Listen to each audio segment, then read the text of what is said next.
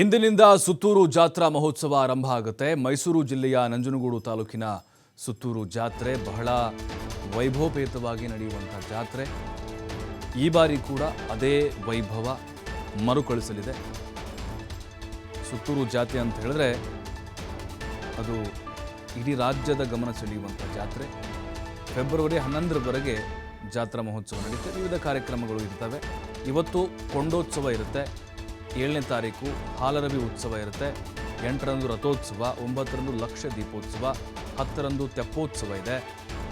ಇಂದು ಸಂಜೆ ಸುತ್ತೂರು ಜಾತ್ರಾ ಮಹೋತ್ಸವಕ್ಕೆ ಚಾಲನೆ ಕೊಡಲಾಗುತ್ತೆ. ಸುತ್ತೂರು ಜಾತ್ರೆಗೆ ಬರುವ ಭಕ್ತಾದರಿಗೆ ಮಹಾಪ್ರಸಾದ ವಿತರಣೆ ಕೂಡ ಇರುತ್ತೆ.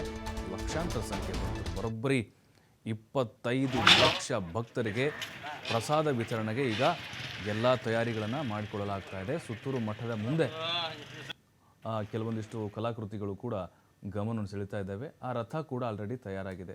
ಈ ಬಾರಿ ಅದೇ ಸಾಂಪ್ರದಾಯಿಕವಾದಂಥ ಆಚರಣೆಗಳು, ಅಂದರೆ ಅಲ್ಲಿ ನಡೆಯುವಂಥ ಕೆಲವೊಂದಿಷ್ಟು ಆಚರಣೆಗಳು ಕೂಡ ನಡೆಯುತ್ತೆ. 25 ಲಕ್ಷ ಭಕ್ತರಿಗೆ ಅಲ್ಲಿ ಪ್ರಸಾದವನ್ನು ವಿತರಣೆ ಮಾಡಲಾಗುತ್ತೆ. ಲಾಡು ರೆಡಿ ಆಗ್ತಾ ಇದ್ದಾವೆ. ತರೇವಾರಿ ಖಾದ್ಯಗಳು ಕೂಡ ಇರ್ತವೆ.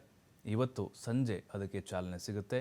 11ರವರೆಗೂ ಕೂಡ ನಡೆಯುತ್ತೆ. ರಥೋತ್ಸವ ಇರುತ್ತೆ, ಲಕ್ಷ ದೀಪೋತ್ಸವ, ತೆಪ್ಪೋತ್ಸವ ಇರುತ್ತೆ, ಹಾಲರವಿ ಉತ್ಸವ, ಕೊಂಡೋತ್ಸವ. ಇವತ್ತು ಕೊಂಡೋತ್ಸವ ಇದೆ ಮತ್ತು ಹಾಲರವಿ ಉತ್ಸವ, ಅಂದರೆ ನಾಳೆ ಹಾಲರವಿ ಉತ್ಸವ, ಇವತ್ತು ಕೊಂಡೋತ್ಸವ ನಡೆಯುತ್ತೆ.